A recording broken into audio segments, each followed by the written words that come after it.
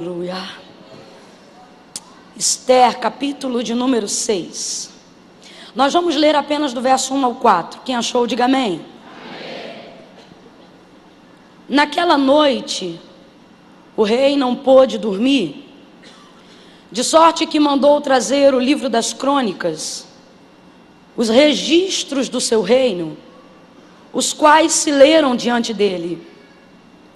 Achou-se escrito então que Mordecai, ou Mardoqueu, tinha denunciado a Bigtã e a Teres, os dois oficiais do rei, guardas da porta, que tinham conspirado para assassinar o rei Assuero. E perguntou ao rei: que honra e reconhecimento se deu por isto a Mardoqueu? E os moços do rei disseram aos seus servos: coisa nenhuma se lhe fez. E disse o rei: quem está no pátio? Ora, Amã tinha acabado de entrar no pátio exterior do palácio do rei, para dizer ao rei que se enforcasse a Mardoqueu na forca que lhe tinha preparado. Disse o rei: quem está no pátio? Ora, Amã tinha acabado de entrar no pátio exterior do palácio do rei, para dizer que se enforcasse a Mardoqueu na forca que lhe tinha preparado. Somente até aqui você pode dar um glória a Deus? Glória a Deus, aleluia. Esse judeu Mardoqueu, ele está de pano de saco, com cinza sobre a cabeça e posicionado já há algum tempo na porta do palácio real. Ele adotou esse comportamento porque houve um edito real para que viesse aniquilar o seu povo. A porta do palácio, ele buscava ter acesso com a sua sobrinha, que era a rainha Esther, a quem ele tinha um relacionamento, que o parentesco era de tio e sobrinha, mas o relacionamento de afeto era como se fosse de um pai e de uma filha.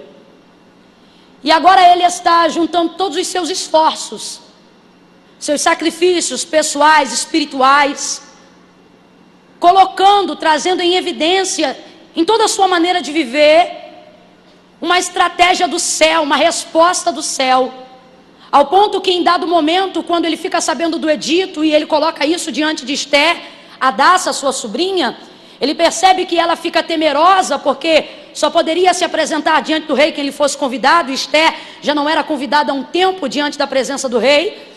Temerosa, ela meio que não vai dar uma resposta de pronto e de imediato acerca de uma intervenção para a libertação, livramento do seu povo, dos judeus.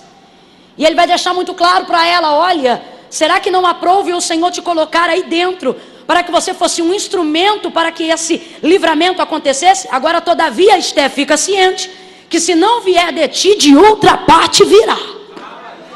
Mas o Senhor dará esse livramento.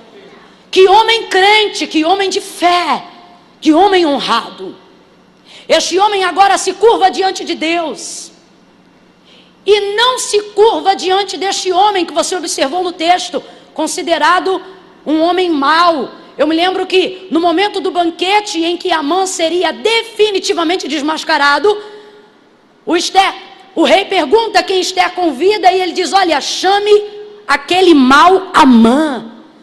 Amã tem a figura da malignidade dentro de todo o contexto histórico do livro de Esther. É ela mesma que coloca isso, e a gente observa isso pela maneira com que ele agia. Um homem que fazia uso da autoridade para desmerecer as outras pessoas. Um homem que era abusivo. Isso na verdade não é autoridade, é autoritarismo. E ocorria que todas as vezes que este Amã, que era um grão-vice, que era o segundo abaixo do rei, passava, as pessoas se curvavam. Mas o texto vai nos informar, a história vai nos contar, que Mardoqueu não se curvava diante de Amã. E isso foi lhe aborrecendo, foi lhe aborrecendo, a ponto de que Amã contratou toda uma engenharia, fez um projeto, colocou dentro desse projeto toda uma trama simplesmente arquitetou. Tamanho, metro, tudo planejou a fim de enforcar este judeu Mardoqueu nesta forca.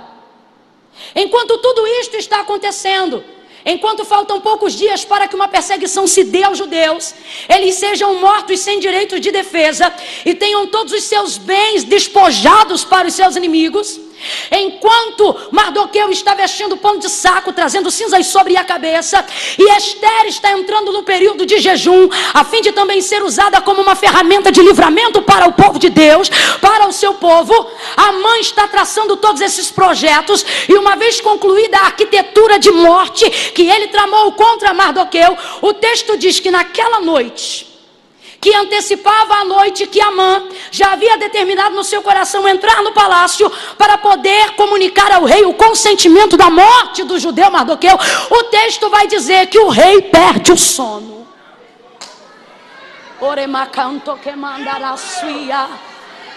O rei perde o sono e ele diz: traga-me o livro das crônicas. Para ficar bem simples, para todo mundo entender, abra a sua boca e diga: o livro dos registros. Diga: registro. Traga-me o livro das crônicas, o livro do registro. Vem os seus servos, colocam o livro das crônicas, o registro. O que é o registro? O registro é quando você deixa anotado um feito tão grande que não pode passar desapercebido. Um feito tão importante que desencadeou alguma coisa. Um feito tão importante que precisa ser colocado em linhas. Quando você pensa algo e guarda para você, o pensamento é seu. Quando você registra algo, você está fazendo questão que alguém tenha conhecimento sobre aquilo. Ele agora vai começar a meditar e vai observar os registros. E de repente, olha que coisa interessante, não apenas nessa causa agora com o seu povo, mas muito antes, numa causa que não envolvia o povo, Mardoqueu já tinha a nobreza de promover livramento para um rei que não era da sua etnia. E o texto vai dizer que ele, ao observar aquele livro, percebeu que Mardoqueu havia denunciado e automaticamente desbaratado um estratagema de alguns guardas para poder assassinar o rei Assuero. Ele vai dizer aqui e deixar muito claro, ele denunciou a Bigtã e a Teres. Isso aqui é maravilhoso, é um homem de coragem. Quem denuncia tem que dar a cara para bater. É tremendo, é por isso que o rei deseja agradar-se da honra de Mardoqueu, porque Mardoqueu, ao denunciar alguém, não é o tipo da pessoa que pede para gabinete para dizer: eu ouvi dizer. Ele não é do tipo da pessoa que pede para conversar para dizer: olha, eu estou sabendo. Não, ele é o tipo da pessoa que diz: tem nome, tem endereço, eu ouvi, e pode botar o meu nome para dizer que sou eu que estou falando. Ele denuncia a Bigtã e a Teres e livra o rei de uma conspiração para assassinato. Eu não sei se você está entendendo, mas é uma pessoa, é um livramento que produz a uma pessoa que beneficia toda uma nação. Foi isso que Mardoqueu fez. Isso foi registrado. Um registro de um feito realizado em oculto. E por isso não gerou recompensa imediata. Mas foi registrado. Ainda não foi recompensado, mas está. Ainda não foi publicado, mas está. Ainda não saiu no jornal, mas está. Teu pastor ainda não sabe, mas está. Teus filhos não viram, mas está. O Senhor te trouxe hoje aqui para te dizer: a honra que você faz em secreto gera recompensa em público. Aquilo que Mardoqueu fez vai gerar um registro real. Quando você abre a sua Bíblia no livro do profeta Malaquias, capítulo 3, verso de número 16, você vai ver Israel vivendo um tempo de apostasia espiritual. Eles estavam tão distantes daquilo que agradava a Deus, no que tange a entrega de ofertas e sacrifícios principalmente, que o povo via que a sentença não vinha de Deus. Então o povo começou a dizer entre si: olha, pode ser soberbo mesmo, porque não há paga para esse pecado. Quer saber? Pode viver desregrado como nós estamos vivendo, porque não há quem sentencie o que nós estamos fazendo. Deus vai usar a boca do profeta Malaquias para denunciar desviar esse comportamento de Israel. Contudo, todavia, o versículo 16 vai dizer: mas diga aí, Malaquias, que todos aqueles que temem ao meu nome, e todos aqueles que falam em meu nome, há um registro e um livro de memorial diante de mim, aonde está anotado o nome de cada um. O que Deus está dizendo é: para quem quer pecar, que peque. Para quem quer ver o circo pegar fogo, deixa pegar. Para quem está achando que não tem consequência, que continue fazendo. Diga apenas para os meus servos que eu tenho visto todas as vezes que eles mencionam o meu nome com temor. Isto está registrado, Malaquias. Pega na mão de pelo menos 2 pessoas aí, vai. Não segura de qualquer jeito, não. Segura com graça, meu irmão. Aperta a mão dessa pessoa e diga para ela: há um registro. Há um registro. Há um registro. Eu não vi. Teu marido ainda não viu. Mas Deus te trouxe aqui para dizer: está anotado nos meus registros reais os teus feitos. Oremanda cá sobre ela. Há um registro, mulher. Há um registro, homem.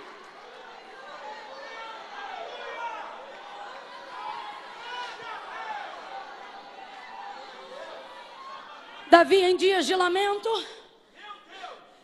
vai cantar salmos que começam tristes, mas que terminam alegres. Porque enquanto ele ora e ele canta, ele vai se lembrando das coisas que Deus já o permitiu fazer. É mais ou menos como quando a gente começa a orar. Começa uma oração às vezes de lamento, mas parece que o Espírito vai trazendo a lembrança, né? Aquilo que nos dá esperança, e a gente começa a lembrar e daqui a pouco cresce na oração, porque lembra que é um registro daquilo que aconteceu. No Salmo 56, lá pelo versículo 8, Davi está numa dessas canções e ele vai dizer... ele começa chorando e ele diz: mas porventura ele não tem as minhas lágrimas que caíram num odre registradas no seu livro? Como é que tem lágrimas no odre registradas no livro? É porque para mim e para você é água salgada, para Deus cada uma é uma frase. Eu não sei para quem, mas Deus nos trouxe nessa noite hoje aqui para dizer: talvez nem você lembra, mas eu não tenho amnésia, diz o Senhor. Talvez você falha na recompensa de quem fez alguma coisa por você. Você evita até de fazer agradecimentos porque não lembra o nome de todo mundo. Mas eu não sou assim. Eu sei quantos fios de cabelo você tem na sua cabeça. Eu sei as causas que tem te levado a chorar. E eu vejo aquilo que tu tem feito em oculto. Todo feito em oculto trará de Deus uma recompensa pública. Não sou eu que digo, é o autor do registro que afirma. Mateus capítulo de número 6. Não façam como os fariseus. Ele vai dizer: guardai-vos de dar esmola diante de todos. Ele acrescenta: quando a tua direita fizer alguma coisa, não deixe que a esquerda suspeite o que a direita fez. Ele diz: quando tu fores orar, não vá às praças públicas, como fazem os fariseus. Quando tu orar, ora em secreto. E o teu pai que te vê em secreto, te recompensará em secreto. E o teu pai que te vê em secreto, te recompensará publicamente. A recompensa pública é para quem pensa na recompensa pública? Não. A recompensa pública é para quem fez no secreto sem a preocupação de ser recompensado. Esses dias eu estava meditando um pouco sobre caridade e solidariedade. E ao observar o judeu Mardoqueu, o Senhor falou comigo: ele não é apenas solidário, ele é caridoso. E aí quando você para um pouquinho para estudar sobre a diferença entre solidariedade e caridade, eu vou tentar descrever como se fossem duas pessoas. É mais ou menos assim: Se eu pudesse descrever como se fossem pessoas e alguém me perguntasse, me diga aí, irmã Camila, como é a solidariedade? Eu diria, a solidariedade é linda. É ou não é, irmãos? Sem ironia nenhuma, é ou não é? É. A solidariedade é linda, é amada, é popular, é carismática. E se alguém me perguntasse, e a caridade como é? Eu diria, ninguém sabe, porque ela não fala e nunca tira foto. Você consegue perceber a diferença de uma coisa e outra? Irmã Camila, você está dizendo que eu não devo ser solidário? Não, eu estou dizendo que o ser humano é solidário, mas o cristão é caridoso. Mardoqueu consegue entender essa diferença, e é por causa desses feitos que agora o céu se move em prol de lhe trazer uma recompensa pública. Eu não sei o coração de qual cristão a palavra de Deus veio acertar hoje, mas ele está indo ao encontro daqueles que desejam, para dizer, olha, eu vou te ensinar a ter prazer no secreto, eu vou te ensinar a ser honrado quando ninguém está vendo, eu vou forjar o teu caráter dentro de um quarto de porta fechada, eu vou te tirar uns dias da rede social para te ensinar a observar segredos que não podem ser publicados a lugar nenhum. E em tempo oportuno, você vai ver que o teu pai que registra em secreto te recompensará publicamente. Oh, aleluia. Enquanto o rei vê aquilo e pensa, e agora? Foi feita alguma coisa por esse homem? Não. A mente dele começa a trabalhar, e o que é que eu vou fazer por esse homem? Porque quem serve com honra, recebe honra, irmãos. Jesus vai dizer a quem honra, ele diz a quem honra elogio, a quem honra dinheiro, a quem honra cargo. Não, a quem honra, honra. A única moeda que paga honra é a honra. E ele agora vai procurar uma maneira de honrar esse homem que lhe honrou. E ele começa a pensar, o que eu vou fazer para honrar esse homem? O que eu vou fazer para honrar esse homem? Enquanto ele está pensando em si, ele já estabeleceu um decreto. Qual decreto? Eu vou honrar ele. Eu ainda não sei o que eu vou fazer, mas que eu vou honrar ele, eu vou. Dentro dele, ele já estabeleceu um decreto. Ocorre que ele quer uma ajuda para saber de que forma ele pode estabelecer o decreto do seu coração. E aí ele pergunta, tem alguém aí fora? E os guardas respondem, Amã acabou de chegar. A gente leu aqui que Amã tinha acabado de chegar, por quê? Porque ele queria falar do projeto da forca que preparou para Mardoqueu. Quem lembra disso, diga glória a Deus. Só que enquanto ele vem para trazer um projeto, o rei já estabeleceu um decreto. Enquanto ele vem com um projeto, o rei já determinou em seu coração fazer algo para honrar a Mardoqueu. Às vezes a gente se preocupa com os projetos do nosso adversário em nossa direção. E a gente pensa, rapaz, eu sei que estão projetando, eu sei que estão falando, eu sei que estão arquitetando. Só que pare para analisar, o que o inimigo tem? Um projeto. O que Mardoqueu tem? Um feito. Um projeto nunca será maior do que o feito. O nome de Mardoqueu não está nos registros reais, porque ele tinha projetos. O nome de Mardoqueu está nos registros reais, porque ele tinha um. Projetos não entram nos registros. O que entra nos registros são realizações. Quando você vai contratar alguém, quando você deseja ter alguém do seu lado, você escolhe alguém que tem projetos ou alguém que tem realizações? Que obreiro é bom, pastor? O obreiro que diz, pensei nisso, pensei nisso, pensei nisso, pensei aquilo, ou o obreiro que diz, já fiz isso, já fiz isso, já fiz isso e já fiz aquilo? O que o inimigo tem é um projeto. O que Mardoqueu tem é um projeto. projeto não libera decreto, mas o feito estabelece o decreto. Amã vem entrando com um projeto, só que ele vai dar de frente com um decreto.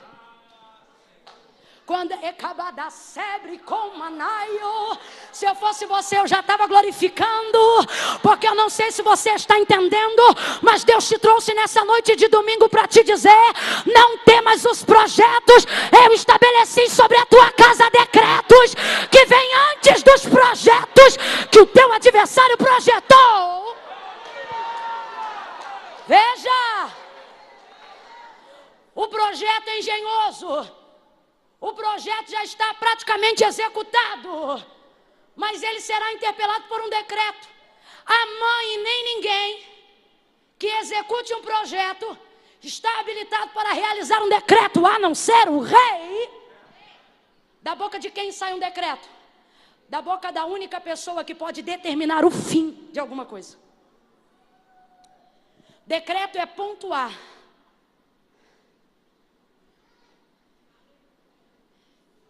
Quem determina o fim de uma novela nunca é o protagonista. Menos ainda o coadjuvante. Por mais que sejam participantes de tudo que está acontecendo. Só pode determinar o fim quem tem o controle do começo. A quem pertencem os decretos? A pessoas que têm autoridade para determinar como vai ser o... E que homem na terra pode determinar o fim? Só tem um. João até se espanta, porque ele está muito diferente de quando o viu caminhar sobre a terra. Ele cai no capítulo 1 do verso 8 de Apocalipse. Caindo como morto, ele pensa: quem é esse? Mas ele diz: João, sou eu. Ele não diz nome. Por quê? Porque João conhece, só não está lembrando, porque está muito diferente. É como se o coração de João perguntasse na revelação do Apocalipse: eu quem? Ele diz: aquele que tem a chave de Davi. Não sei se você entende, mas a chave de Davi é a porta do começo, da linhagem real, de onde tudo veio. Mas ele não diz apenas no capítulo 1 do Apocalipse. João vai mencionar o seu encontro com ele em outras ocasiões. E ele vai dizer: quem sou eu? Eu sou o Alfa, o começo. E é quem? E o fim. O ômega, você está entendendo? Tem pessoas que entraram hoje aqui atemorizadas com os projetos, mas Deus te trouxe aqui para lançar fora todo medo, porque Ele está dizendo: os projetos do teu adversário não são maiores do que os decretos que eu estabeleci para a tua vida quando vi os teus feitos. Se é para aplaudir, aplaude com vontade, na certeza de que há decretos de Deus estabelecidos para a tua vida desde o dia que Ele te criou. Oh, aleluia! Você não faz parte de um processo aleatório, garoto. Você não faz parte de um processo aleatório de nascimento, menina. Mas a minha mãe não me queria, a tua mãe não te queria, mas o pai já te sondava antes de você entrar no ventre do seu pai e da sua mãe. Todos os projetos que permeiam a sua vida não passam disso, de projetos. Ele vai chamar a Jeremias, vai deixar muito claro: Jeremias, aonde eu te mandar ir, você vai. O que eu te mandar dizer, você diz. Onde eu te mandar entrar, você entra. De onde eu te mandar retirar, tu retira. Ele diz: se eu te mandar edificar, tu edifica. Quando eu mandar derrubar, tu derruba. A profecia é muito forte. E ele diz: Senhor, eu sou uma criança. Ele diz: não digas eu sou uma criança. Porque antes que te formasse. Quando a mãe entra, ele vem com projetos, com questões circunstanciais. Quando ele encontra o rei não tem questões circunstanciais. O rei tem feitos substanciais. Então veja, os projetos dele perdem o efeito diante dos decretos do rei. Olha ele dizendo: Jeremias, antes que te formasse no ventre, eu te conheci. e as nações te dei. Jeremias, se você não for até as nações virão até você, porque eu já uni vocês. Tem gente aqui que está perturbado da mente, pensando, mas fizeram isso, a circunstância é assim, o jeito é assado e desse jeito não vai dar. O Senhor está dizendo questões circunstanciais. Eu me lembro quando o Senhor chamou a Moisés no meio da sarça e disse: Moisés, vai, porque tu serás o libertador do meu povo. Ele disse: Senhor, eu não sei falar. E a ira do Senhor se acendeu contra Moisés, diz o texto. Por quê? Porque Deus fica, eu vou usar um termo só para a gente entender, indignado de ver a gente apresentando questões circunstanciais diante de palavras substanciais. A palavra é: eu te chamei. Ele diz: olha, mas eu não sei falar. Aí a ira do Senhor se acende contra Moisés e diz: quem fez a boca do que fala, Moisés? Não fui eu, Senhor. Quem fez a boca do mundo, Moisés? Eu não sei se você está entendendo, mas o que Deus está dizendo é: Moisés, eu não estou te chamando porque você fala, porque se você fosse mudo, isso também não seria empecilho para eu te usar. É você, meu filho.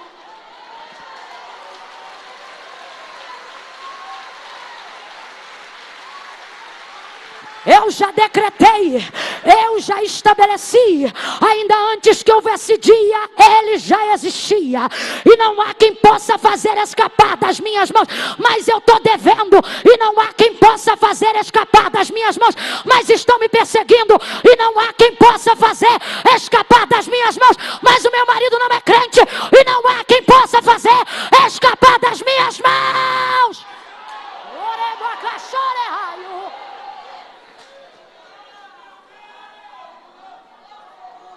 Você se sente ameaçado, porque o inimigo sabe o poder de um decreto.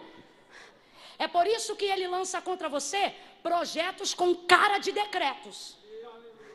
Então ele vem com um nível de ameaça, como se aquilo estivesse decretado. Eu vou matar, eu vou destruir, eu vou acabar, eu vou eliminar. É assim que ele age, ele já age assim há muito tempo.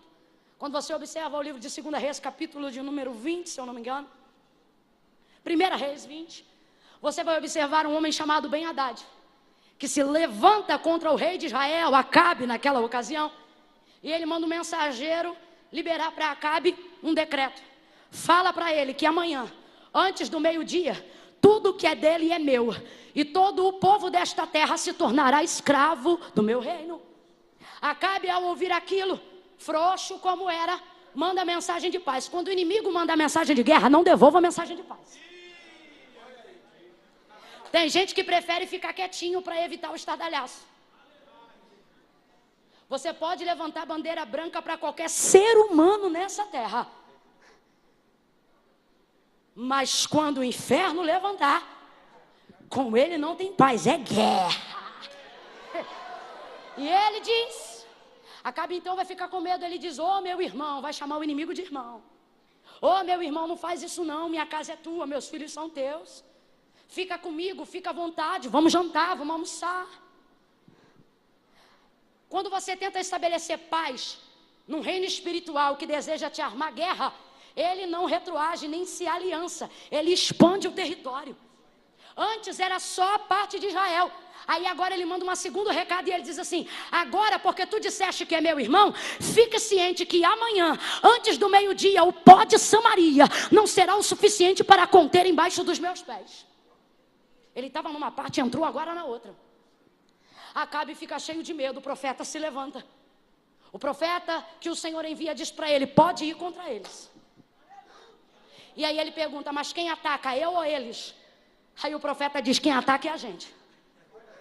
Ué, mas quem começou foi ele, exatamente. Ah, quem pode entender? Quem pode entender? Às vezes alguém não entende a estratégia de ataque da igreja. Às vezes alguém não entende a estratégia de ataque da oração nas regiões celestiais. E diz: mas por que você ora assim? Mas por que você fala assim? Eu falo assim porque aqui você está vendo eu atacando. Mas não sabe que quem começou foi ele. Quem ameaçou foi ele. Ele se levanta contra o exército. E o texto diz que o Senhor entrega os assírios na mão de Israel. Os assírios saem em fuga são eliminados. Cabo de um ano, passa a revista. Levanta-se o exército de novo para contra-atacar Israel. E eles diziam: dessa vez nós venceremos. O texto diz que os assírios enchiam a terra, enquanto Israel se locomovia como 2 montes de cabras. Agora nós vamos vencer. Olha a palavra dos assírios. Da última vez que eles nos venceram no monte, porque o Deus deles é Deus de monte. Mas agora nós vamos encurralá-los no vale. Quando você está do lado de quem estabelece o decreto, o lugar não importa. Eles dizem: vamos guerrear no monte, vamos guerrear no vale, porque o Deus deles é de monte. Eu lembrei, o Deus deles é de monte. Elias orava no monte, respondia fogo do monte. Lembrei, o Deus deles é de monte. Encurrala eles no vale, porque lá a gente acaba com eles. Encurralaram no vale os 2 montes de cabra. Acabaram com o exército dos assírios que enchiam a terra. Eles fugiram que nem criancinha correndo para o colo da mãe depois do tombo. 2 montes de cabra. Por quê? Porque não importa a quantidade quando eu estou do lado de quem estabelece o decreto. Não importa o lugar quando eu estou do lado de quem determina o fim. Você está entendendo o decreto como quem determina o fim? É isso que Deus está dizendo para você hoje aqui. Porque tu teme os meios, se eu sou o dono do fim. Eu sou o dono do fim. E os assírios vão correndo dizendo: corre! Por quê? Porque o Deus de monte também é Deus de vale. O Deus de cima também é Deus de baixo. Saíram correndo. Agora eu não te contei um versículo interessante nesse contexto. Sabe qual? Antes de meio-dia, quando se deu a guerra, os 32 reis que andavam com Ben-Hadad já estavam bebendo entre as tendas. Por quê? Eles tinham certeza que não tinha como 2 montes de cabra vencer uma multidão que enche a terra. São 32 reis, contando 33 com Ben-Hadad contra um Acabe. Mas é que não é Acabe. Sabe por que eles estão bebendo? É comportamento que só se fazia depois da guerra. Mas eles têm tanta certeza de que não tem como perder, que eles já bebem antes. Olha para o teu irmão, fala para ele: o inimigo está bebendo antes. Enquanto ele encharca a cara de vinho, aonde há contenda, a gente vai se enchendo do Espírito. Botou para correr, meu irmão. Com Senaqueribe foi a mesma coisa. Senaqueribe tem um histórico. Ele chega com a afronta e ele diz assim: o que vai ser feito de vocês é o mesmo que eu fiz. Diga: aonde estão os deuses de Ramate? Aonde estão os deuses de Arpade? Aonde estão os deuses de Sefarvaim? Aonde estão os deuses de Rena, os deuses de Iva? Ele traz um currículo, rapaz, um histórico de quem ele já destruiu. Só que dessa vez ele está em Jerusalém. Ele quer entrar em Jerusalém. Aqui não tem Deus de Ramate. Aqui não tem Deus de Rena. Aqui não tem Deus de Iva. Aqui não tem deuses estranhos como em Samaria. Aqui só tem um. Oremacanaséria.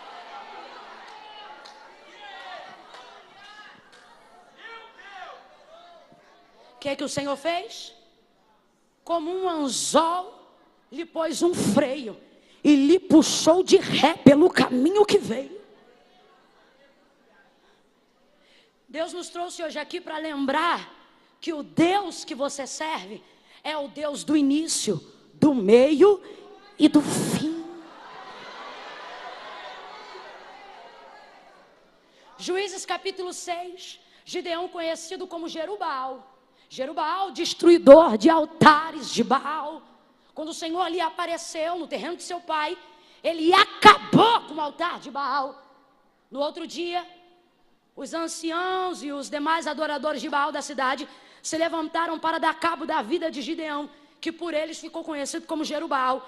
Joás, que também era adorador de Baal, quis poupar a vida de seu filho, se colocou à frente de Gideão e usou as seguintes palavras: agora vocês vão contender por Baal? Agora são vocês que vão pelejar a peleja de Baal? E aí eu fico impressionada, porque para proteger o filho, ele diz para eles: pois se Baal é Deus, que se defenda. Aí eu te pergunto, Baal se defendeu de Gideão? Baal se defendeu da marreta?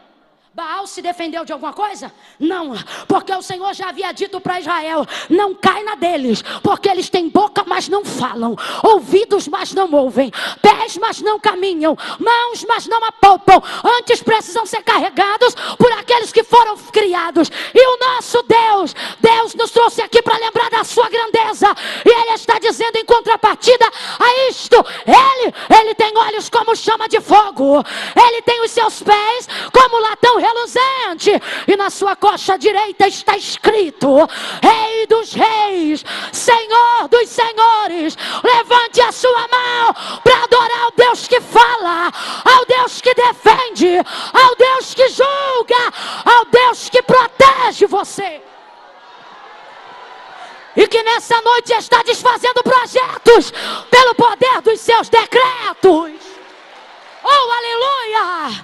Oh, aleluia! Aleluia! Aleluia! Oh, aleluia! Adore esse Deus!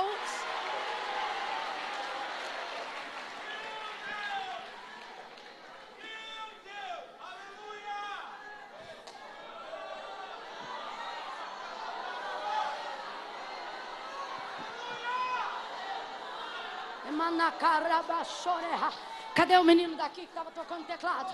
Rebara sebre comarachuia. Camanda sebre. Ai, caba soreha. Camanda soreha. Ebada soreha barasuia.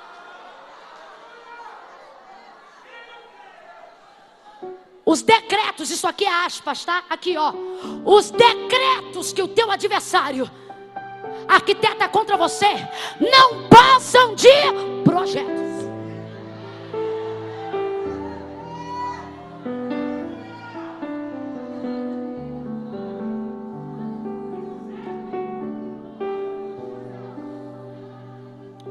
Um pouquinho só mais baixinho.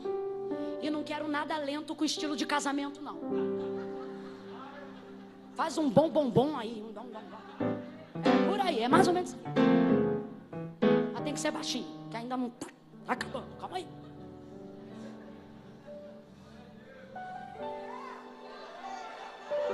Veja como todos os projetos de Amã contra Mardoqueu foram frustrados, porque decretos suplantam projetos. Ele pergunta para Amã: Amã, o que o rei faria a alguém cuja honra lhe agrada? Ele pensa: certamente sou eu. Faz o seguinte: coloca a sua coroa nele, veste com as vestes reais, faça ele montar no seu cavalo real, e coloque para puxar a rédea do cavalo um dos príncipes maiorais. Eu vou deixar esse parêntese para outro dia, quando o príncipe puxa o cavalo. Mas essa foi a ideia de Amã, porque ele pensou: a quem mais o rei honraria além? Esse é o problema dos Amã, eles acham que isso tem. Eles faz tudo isso. Então a Mardoqueu, vai lá e cuide que nada do que tu disse caia por terra, porque assim se fará o homem cuja honra o rei se agrada. Coloca Mordecai no cavalo, coroa, veste real, e Amã segura a rédea do cavalo. O maior príncipe do reinado de Assuero. Vai ele puxando o cavalo, e sabe qual é o problema? Ele tinha que anunciar periodicamente o respaldo da honra. Ele segura. Ele segurava a rédea do cavalo, dava mais ou menos uns 10 passos, parava e dizia: assim se faz ao homem cuja honra o rei se agrada. Dava mais uns 8 passos e dizia: assim se faz ao homem cuja honra o rei se agrada. Dava mais alguns passos, e sabe o que ele tinha que fazer? Eu não sei se isso começou às 4 da tarde, mas se começou, não terminou antes das 6.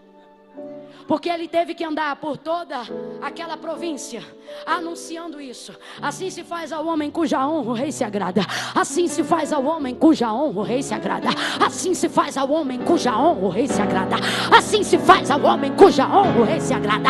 Assim se faz ao homem cuja honra o rei se agrada. Irmã, que coisa linda! Eu quero essa coroa, também quero veste, eu quero cavalo e o anúncio do príncipe. O Senhor está dizendo: a coroa é boa, a veste é linda, o cavalo é imponente, mas tudo isso é nada sem o anúncio. Por quê? Porque o anúncio respalda a indumentária. É assim que fala, indumentária? Indumentária. Sabe por quê? O anúncio traz todo o respaldo daquilo que está sendo feito. Às vezes a gente dá valor demais à veste. Só que deixa eu lhe dizer uma coisa: toda a indumentária, toda a veste sem o anúncio não é honra, é fantasia. Você sabia que bobos da corte também usavam tecidos reais? Porque eles precisavam contracenar algumas cenas da família real. Conta a história com H mesmo, tá? História arquivada, registrada.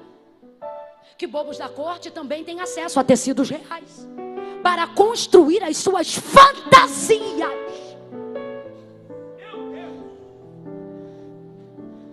Como cara de brisa não combina com crente no culto. Eu vou falar bem rasgado, que é para todo mundo entender. Tem muita gente achando que está na realeza porque está com as vestes, mas sem o respaldo do rei. É bobo da corte, é fantasia. Para ter honra tem que ser respaldado pelo rei. Nenhuma autoridade na terra ocupa nenhum lugar de honra se antes de ocupar, primeiro não ser anunciada. Quem chegar primeiro, a coroa ou o anúncio? Quem chegar primeiro, o cavalo ou o anúncio de Amã? O anúncio do rei? O anúncio. Porque ele respalda a coroa, ele respalda a veste, ele respalda o cavalo, ele respalda a honra. Honra tem que ter respaldo. Nenhuma autoridade na terra ocupa lugar de honra sem ser anunciado. Até eu que não sou nada, não cheguei aqui e disse: olha, hoje quem vai pregar sou eu. Não. Hoje está conosco a irmã Camila, vem. Você já viu o presidente fazer um anúncio sem ser primeiro anunciado por alguém? Quando a presidência da república vai falar, os jornais são obrigados a interromper o programa fazendo um anúncio para respaldar a honra da autoridade. Leva mal não, irmão, é desse jeito que eu estou falando. Tem muito bobo da corte fantasiado querendo dizer que é da realeza. Cadê o respaldo? Cadê a mensagem do rei? Eu não quero viver uma vida de vitória em Deus por fidelidade, porque aí é caráter de Deus, Ele é fiel. Eu não quero viver uma vida de vitória em Deus pautada apenas na sua misericórdia, porque aí é da parte de Deus. Coisa boa é viver do seu agrado, porque aí não é apenas fazer porque Ele quer, é porque Ele faz, é fazer porque Ele se agrada. Respaldo. Cadê o respaldo, irmão? Mardoqueu tem respaldo, e o Senhor nos trouxe hoje aqui para te dizer: a tua honra não vai caber especulações. Eu vou deixar claro que foi eu que dei, que foi eu que fiz, que foi eu que levantei. Chega de viver num mundo de fantasia. O bordão na mão de o bordão de Eliseu, o cajado de Eliseu na mão de Geazi é fantasia. Eliseu diz: Geazi, vai lá, pega o meu cajado e deita sobre o filho da sunamita. Ele deita sobre o menino, e aí, o que acontece? Porque tem cajado, mas não tem respaldo. Aí você vai dizer: irmã Camila, nada a ver, pode ser que Deus não quisesse fazer. Não, é do jeito que eu estou te falando, tem que ter respaldo. Sabe por quê? O mesmo Eliseu vai usar uma coisa que não era dele, e até a partida de Elias. Elias sobe, a capa desce. Olha o contraste. O cajado na mão de Eliseu não faz nada, é fantasia. Perdão, o cajado de Eliseu na mão de Geazi não faz nada, é fantasia. Mas a capa de Elias na mão de Eliseu abre o Jordão. É Deus dizendo: quem tem respaldo, quem tem respaldo, quem tem respaldo.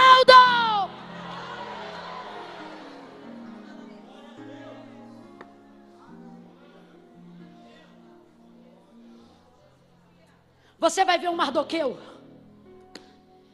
que não se preocupa em saber se a mãe está projetando alguma coisa contra ele ou não. Nem vou entrar nisso. Mas tem muita gente aqui usando o seu tempo para tentar desfazer o que sabe que o inimigo está projetando. Hoje Deus está te fazendo um convite. Ele está dizendo: vem caminhar para as coisas do reino. Posso te falar uma coisa? Se porventura dessa vida Mardoqueu se preocupasse com os projetos de Amã, eles lhe seriam distrações para que as questões do reino não fossem resolvidas. Agora eu te pergunto: o que são maiores? Projetos pessoais ou projetos de nação? Nação. Quando há um tempo atrás nós estivemos na campanha de reeleição à presidência da República, eu fiz uma postagem da seguinte maneira: o que me preocupa são 53 milhões de brasileiros preocupados com a sua casa, porque eu estava mencionando um plano do governo que atraía uma quantidade grande de votos para um presidente em questão que já havia provado que não estava tendo qualificação para dar continuidade. E aí eu disse o seguinte: o que me preocupa são os 53 milhões preocupados com as suas casas, esquecendo que as suas casas moram no Brasil. Irmã Camila, o que isso significa? Eu quero dizer que a causa coletiva te inclui, queridão. Se Mardoqueu, abre a mente que eu estou contando com a tua inteligência. Se por alguma causa da vida Mardoqueu se distrai, como muitas vezes nós fazemos, em querer desfazer o que o inimigo tem feito, ele poderia defender a si próprio por um tempo, mas perderia todo o povo, e automaticamente perderia a si mesmo, porque ele também era judeu. Agora, quando ele luta pelo todo, ao salvar o todo, ele salva. É gente envolvida com muita picuinha pessoal. São pessoas que não estão entendendo que os projetos de Satanás contra a sua vida são distrações para te tirar do foco em que a causa do reino é maior. Olhe para pelo menos duas pessoas e fala bem alto para ela ouvir. Diga para ela: a causa do reino é maior. Não, você ficou sem graça. Olha para ela e diga: a causa do reino é maior. Deus te deu a alegria de te colocar numa causa que é maior do que você. Para fazer parte do reino, você precisa entender que o reino é maior que seu ego. Você sabe por que tem gente que se sente muito ofendida? Porque o ego é muito grande. Ele acha que tudo é sobre ele. Quanto maior a ferida, maior o orgulho. Porque você sempre pensa: você viu, foi para me atingir aquilo ali. Eu vou dar-lhe uma resposta agora aqui no Face, porque eu sei que aquilo ali foi para mim. Printou a tela do WhatsApp e manda para mim que eu estou fazendo um dossiê para acabar com ela. Sai dessas coisas que tem o teu tamanho. Que tamanho, irmã Camila? Pequenas, mas o Pai te concedeu um projeto maior do que você. E se Ele está te confiando isso, é porque Ele acredita na grandeza do seu espírito. espírito, porque a sua alma é individualista, mas o seu espírito é agregador, porque em ti há espírito de vida, espírito de excelência, espírito de reino. Pare de se distrair com os projetos de Amã. Posso falar um negócio? O cara está com um pano de saco, cinza na cabeça, não tem título, não é obreiro, não tem cadeira, ele não tem nenhuma titularidade real. Mas posso te falar, olha o que ele já fez.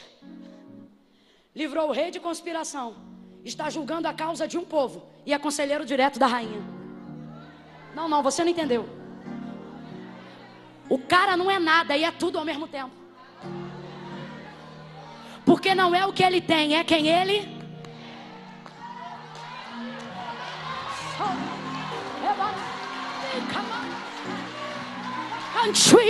Vai dando glória, meu filho.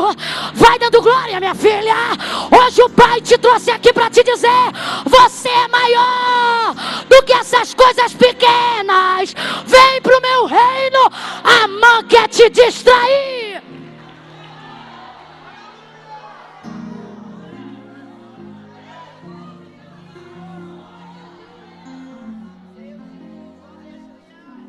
João capítulo 18. Pedro vai cortar a orelha do soldado Malco na hora da captura de Jesus no Getsemane. E Jesus diz: Pedro, coloca a tua espada na bainha, porque não beberia eu o cálice que o Pai me deu. Ele está dizendo: Pedro, se você não está disposto a entregar o pessoal por causa de uma causa mais nobre, eu não sou assim.